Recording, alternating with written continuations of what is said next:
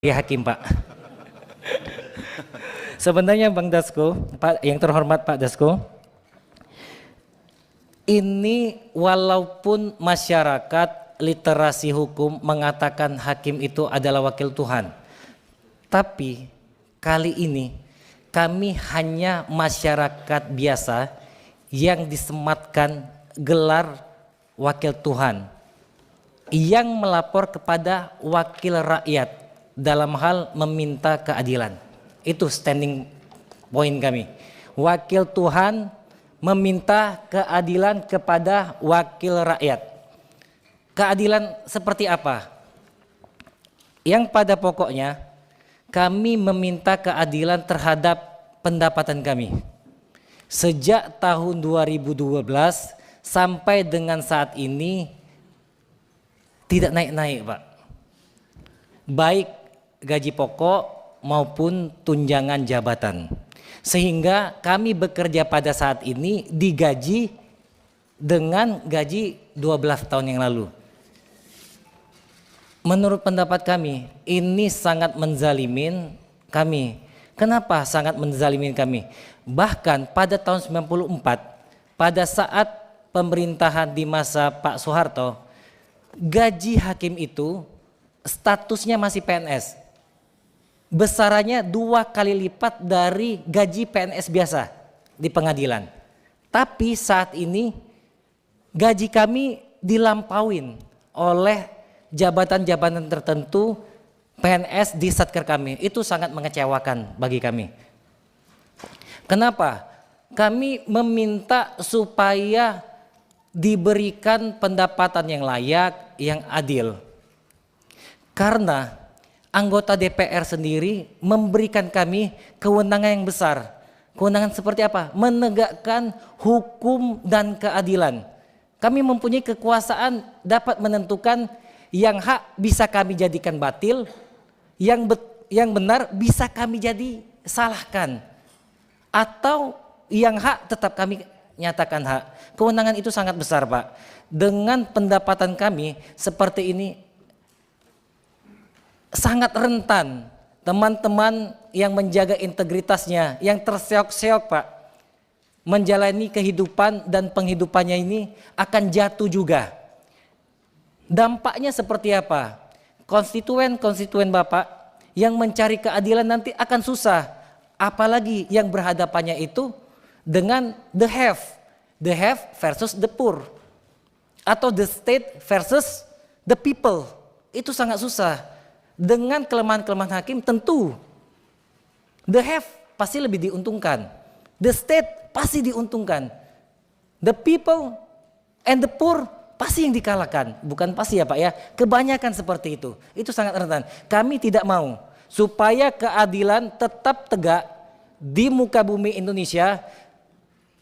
Kami minta Pak agar kesejahteraan kami diperhatikan. Kami tidak minta tinggi-tinggi seperti komisaris Pertamina, tidak Pak. Seperti direktur utama Mandiri, enggak minta Pak. Untuk sejahtera kami, kelayakan hidup. Gaji kami saat ini itu bisa jadi kayak uang jajan Rafathar 3 hari. Rafathar itu anak selebgram, anak artis Raffi Ahmad. Bisa jadi seperti itu. Sedangkan kami punya tanggungan anak istri, belum lagi punya tanggungan orang tua dan lain sebagainya. Masalah pendapatan kami itu di sana. Belum lagi masalah keamanan, Pak. Sebagai pemberitahuan, mungkin Pak Dekgam mengetahui peristiwa ini. Dulu di Aceh, Pak, salah satu di Aceh, teman-teman kami itu mengadili, Pak. Mengadili perkara tentang pembunuhan, Pak. Pembunuhan. Yang melibatkan orang yang mempunyai kekuasaan di sana. Lalu terdakwa itu disinyalir ya Pak ya, dengan orang yang diutusnya datang ke rumah hakim untuk bertemu dengan anak istri hakim. Pasti Pak Dekgam nanti dikasih tahu. Seperti apa? Kami nggak punya keamanan, anak istri kami terancam jiwanya Pak. Sedangkan hakim sendiri Pak, dengan penghasilan, anggap saja penghasilan hakim itu baru diangkat jadi hakim itu kira-kira 12 juta dengan tunjangan jabatan 8,5 juta, dengan gaji pokok berkisar 3 jutaan. Setengahnya sudah kami kasih kepada istri Pak, untuk biaya sekolah anak, untuk biaya makan sehari-hari. Setengah lagi kami pegang berkisar 6 sampai 7 juta. Kalau kami pakai motor Pak, rentan sekali, diserempet sedikit oleh pihak, kami bisa celaka, bisa mati konyol. Setidaknya kami ngambil kredit mobil. Mobil nggak perlu mahal-mahal, mobil yang 100 juta saja atau paling mahal 200 juta. Avanza, Xenia, Aigia, Ayla. Kami bayar DP dari 6 juta atau 7 juta itu dipotong, bayar cicilan per bulan 2,5 sampai 3 juta. Tinggal sisanya kira-kira 3 sampai 4 juta. Hakim juga enggak pengen juga punya rumah Pak. Enggak penting kami punya rumah yang mewah, punya rumah yang megah. Kami cukup punya rumah yang sederhana. Kami ngambil Pak. Kami mengambil kredit di rumah, bayar DP Pak berapa? Misalnya 50 juta, mesti kami kumpulkan lagi duit 50 juta. Bayar per bulan 2,5 juta. Habis Pak gaji kami. Kami nggak bisa balik mudik ke kampung. Saya orang besar di Sumatera Selatan Pak. Bapak saya orang Palembang, mak saya orang Minang Pak. Setiap balik saya ke Sumatera Selatan, penempatan saya di Aceh. Kalau naik pesawat kira-kira habis duit 15 sampai 21 juta anak satu, sampai sebentar lagi anak saya 2 Pak, nambah lagi. Kalau naik mobil Pak, perjalanan itu hampir 4 sampai 5 hari, total balik pergi habis kira-kira 12 juta. Dari mana duit itu Pak? Sedangkan duit per bulanan kami saja sudah habis. Belum lagi masalah kesehatan Pak. Masalah kesehatan ini sudah ditentukan di PP 94. Kami mempunyai hak kesehatan. Hanya saja belum maksimal. Hampir tidak berbeda dengan BPJS Pak. Kami dikasih asuransi Pak. Asuransi pas kami ke rumah sakit diperiksa dokternya. Pak Rangga nanti obat paten ya. Saya lihat kartu Pak Rangga ini gold gitu kan, bisa obat paten. Pas diperiksa sama dokternya, ternyata kartu saya itu hanya bisa dirembes pakai obat generik Pak. Sama dengan rakyat biasa. Nggak ada bedanya. Ngapain kami harus dapat asuransi itu? Mending duit asuransi itu masuk rekening buat beli susu anak saya Pak. Ya kami tetap pakai BPJS saja. Nah itu. Belum lagi fasilitas Pak di internal kami. Nomenklatur kami berbeda dengan APH lain. APH lain mempunyai nomenklatur sendiri. Tapi nomenklatur kami sebagai pejabat negara di Undang-Undang ASN maupun Undang-Undang Kehakiman. Hampir sama dengan Pak Cucun, hampir sama dengan Pak Wayan, hampir sama dengan Pak Bupati, dengan Pak Gubernur. Tapi Pak, kami tidak punya mobil dinas. Diprioritaskan mobil dinas di kantor kami itu siapa Pak? Pimpinan, ketua, wakil, habis itu panitra, sekretaris. Sedangkan panitra sekretaris itu tidak ada nomenklatur sebagai pejabat negara, hanya PNS. Bayangkan saja Pak, hakim teman saya Pak, ada yang naik sepeda Pak, naik motor, sedangkan panitra dan sekretarisnya naik mobil.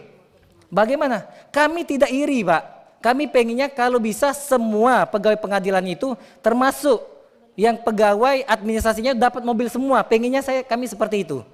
Tapi jangan timpang, yang ini dapat kami nggak dapat Pak. Nah, kegundahan, kegelisahan kami itu rasanya mendapat angin segar, mendapat air seperti di padang pasir yang gersang itu Pak, mendengar pidatonya Presiden terpilih Pak Prabowo Subianto. Kalau tidak salah itu disampaikan di Muhammadiyah. Pak Prabowo mengatakan, negara yang kuat, negara yang maju, harus hakimnya itu sejahtera. Dia mencontohkan dengan 2 negara. Satu dia contohkan dengan negara Amerika Serikat dan Inggris. Di Amerika, di Inggris bahkan ketua Mahkamah Agungnya, Supreme Court-nya Pak, fasilitas dan rumahnya melampaui Prime Ministernya, melampaui presidennya. Kenapa? Supaya dia tidak bisa diintervensi. Supaya dia apa? Tidak bisa gampang jatuh dengan tawaran-tawaran dolar ditawarkan oleh para pihak. Supaya integritas terjaga dan amanah dari bapak-bapak ini agar kami menegakkan hukum dan keadilan itu tercapai. Nyatanya Pak, nyatanya di kementerian-kementerian lain mungkin saja saat ini sudah berubah. Pandangan mereka memandang hakim itu bukan pejabat negara, sama dengan pegawai kelurahan. Tanpa saya mendiskreditkan pegawai kelurahan. Pegawai kelurahan itu mulia, PNS juga bagus. Tapi statusnya beda, kami pejabat negara. Disamakan dengan PNS biasa. Bayangkan saja Pak Dasko, Pak Adis Kadir, Pak Cucun, Bapak pimpinan DPR, pejabat negara status. Tapi ada pegawai sekretariat yang take home pay-nya melampaui Bapak. Bagaimana perasaan Bapak?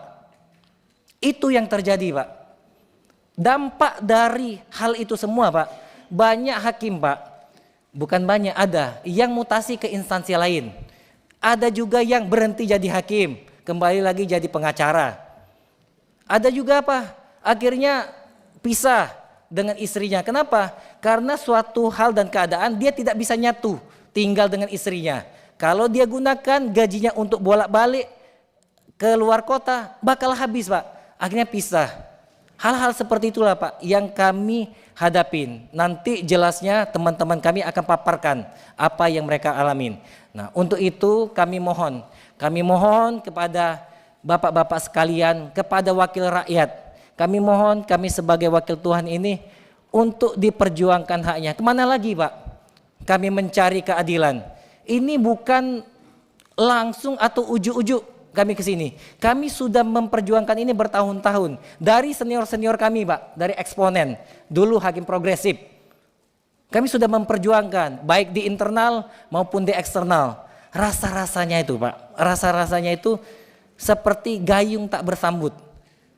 Pada saat kami kontak Bang Habibur Rahman, Bang Habib, tolong Bang, kami rencanakan untuk ketemu Komisi 3, yang bersurat ke kami Bang Sufmi Ahmad Dasko, Profesor Insinyur Haji Ahmad Sufmi Dasko. Kami sangat senang. Kenapa? Karena yang tanda tangan Bapak, perasaan kami, kegembiraan kami Pak, 50% perjalanan perjuangan kami ini selesai Pak. Terima kasih atas kesempatannya. Nanti berikutnya akan kami berikan kepada teman-teman kami. Terima kasih pimpinan. Kami kembalikan kepada pimpinan. Baik, terima kasih. Ada yang lain?